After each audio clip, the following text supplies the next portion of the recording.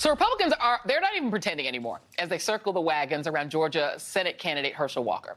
After the Daily Beast exposed his raging hypocrisy, the rich former football star who wants to completely ban abortion for the little people allegedly paid for a girlfriend's abortion back in 2009 because the timing of the pregnancy was inconvenient for him. Today, Walker made another appearance on Fox, denying the allegations. It's sort of like everyone is anonymous or everyone is leaking and they want you to confess to something you have no clue about. It's like they're trying to bring up my past to hurt me, but they don't know, like, bringing up my past only energized me to go out and fight even harder. Home team's always helping. On Tuesday, another longtime Georgia politician who's also no stranger to hypocrisy when it comes to the sanctity of marriage, former House Speaker Newt Gingrich, offered this puzzling defense. I think he's the most important Senate candidate in the country because he'll do more to change the Senate just by the sheer presence, by his confidence, by his deep commitment to Christ, by the degree to which he is, he's been through a long, tough period. He had a lot of concussions coming out of football. The concussions are really going to help. Not content to be left out, today Senator Lindsey Graham, always so steadfast in his beliefs, piped in a Twitter screed saying, among other things, it didn't work when they tried to destroy Brett Kavanaugh, and it will not work on Georgia today.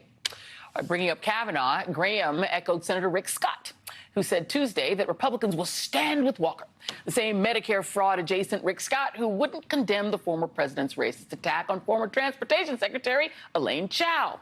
Republican leader Mitch McConnell's wife, who, Mitch McConnell got threatened with death, as Coco Chao. Shows you how much they really care about women, because in their race to defend Walker, Republicans have finally literally exposed themselves. And right-wing radio host Dana Loesch, or however you pronounce it, made it as plain as day. So I don't care if Herschel Walker paid to abort endangered baby eagles. I want control of the Senate.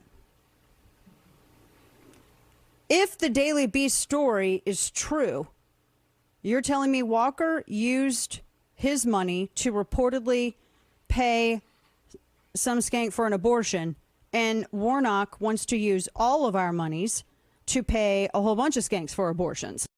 You hear that, ladies? Got it? Joining me now, Jason Johnson, professor of journalism and politics at Morgan State University and host of the Slate podcast, A Word with Jason Johnson. So, Jason, now that I understand the cosmology, the fetus of a black woman or a black man created fetus ranks below the baby eagle on the scale of importance, and then all women are skanks. Your witness. I am absolutely impressed that all of them are just so blatantly obvious at this point. It saves us so much trouble, right? Like, we don't have to pretend for the next couple of weeks that this has anything to do with policy. We don't have to pretend that when Herschel Walker does his mumble rapper impression, when he actually has his debate with Raphael, we don't have to pretend that anything he says actually matters. All they need is a warm black face to rubber stamp Mitch McConnell. And I'm sure if Herschel Walker actually managed to get himself into the Senate and was directed around the room because he wouldn't be able to read the signs on his own, he'll do what they want. That's all the Republicans care about. They don't care about abortion. They don't care about life. They don't care about facts. They don't care about morals. You can't tell me, Newt Gingrich, that Herschel Walker is a stronger Christian than a man who is an actual reverend of the church that MLK used to actually preach at. But that is what it's about. It's all about power. And now they're just being obvious about it. Jason, Newt Gingrich has been married 3 times. He did it until he got it right. That's how much he believes in marriage. He went from, didn't he marry his high school geometry teacher first, and then he dumped her, and then he married another lady, then he married Callista, and then she went to the Vatican. Anyway, let's move on. Let's play Herschel Walker's new ad. As everyone knows, I had a real battle with mental health. Even wrote a book about it. And by the grace of God, I've overcome it. Warnock's a preacher who doesn't tell the truth. He doesn't even believe in redemption. I'm Herschel Walker, saved by grace. I mean, first of all, redemption requires you to admit fault and ask for forgiveness, but that will work. I mean, the thing about it is that will be enough. And you and I both said the same thing on Twitter.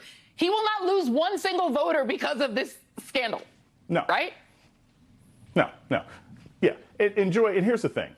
As much as that ad gives me really strong honk if you love Jesus energy, it doesn't really say anything about the scandals. It doesn't explain to the public why I paid for an abortion with a check. It doesn't explain why my son, who used to be an advocate for me, is now saying I was a terrible absentee. It doesn't actually address any of the accusations or the evidence against him. It's just him kind of talking on the air. And we knew that was going to be the case. What I think is kind of critical here, though, and we've been pointing this sort of out all along throughout this campaign season, that it's not an issue of Herschel Walker gaining or losing votes at this point. There's not much elasticity. There aren't many swing voters in Georgia. The issue is going to be how many Republicans decide I just can't bring myself to vote for them, because they're not going to switch to Warnock. But if they decide that they can't vote for Herschel Walker, that might be enough for Reverend Warnock to win.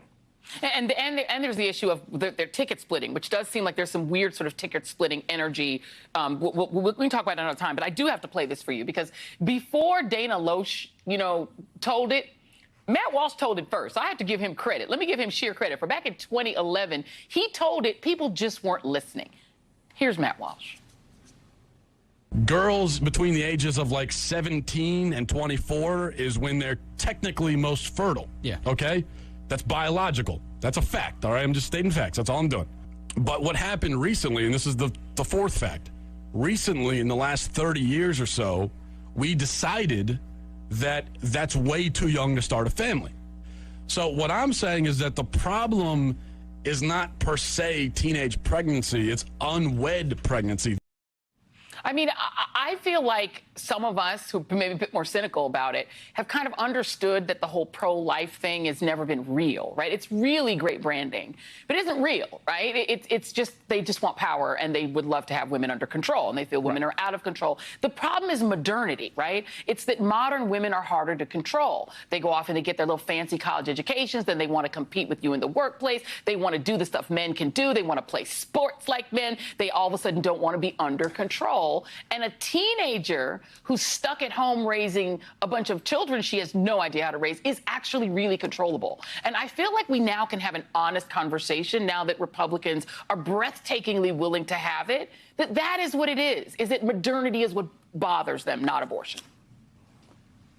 Matt Walsh just delivered the hottest Tinder profile in Gilead, right? Like, that's pretty much what he said. I'm just looking for a nice, undereducated woman under the age of 18 to pop out my babies and listen to me talk about how smart I am. Look, we know that's what these guys are about. We know that's what the women who support them are about. The issue is how many people who will be under the thumb or the watchful eye of these kinds of politicians are willing to take that fear and anxiety and turn it into votes. Because I promise you, let's say that Herschel Walker loses the race and Raphael Warnock wins, that's great. But guess what? If Brian Kemp wins re-election, he's going to try and snatch those rights too. So it's just as important for those ticket splitters out there to recognize that Raphael Warnock and Stacey Abrams are the combination that you need for Georgia. Well, and that is important to note, that Kemp is getting a huge pass on being one of the most anti-abortion, pro-state control of women candidates and governors in the country. And he's sliding by because Herschel Walker is so bananas that people are not focusing on Brian Kemp. We should have you back. We got to talk about Kemp at some point, because that's the other major point here. Jason Johnson, always appreciate you. Thank you.